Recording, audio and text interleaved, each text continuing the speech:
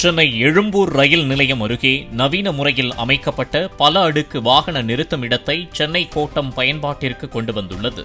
எழும்பூர் ரயில் நிலையத்தை 842 கோடி ரூபாய் மதிப்பீட்டில் சீரமைக்கும் திட்டத்தின் கீழ் இந்த வாகன நிறுத்துமிடம் அமைக்கப்பட்டுள்ளது. போக்குவரத்து நெரிசலை குறைக்கவும் பயணிகளுக்கான வசதியை மேம்படுத்தவும் இந்த நடவடிக்கை எடுக்கப்பட்டுள்ளது. பிளே ஸ்டோர் மற்றும் ஆப் ஸ்டோரில் இருந்து பாலிமர் செயலியை QR கோடு மூலம் பதிவிறக்கம் செய்யுங்கள். செய்திகளை உடனுக்குடன் பெறுங்கள்.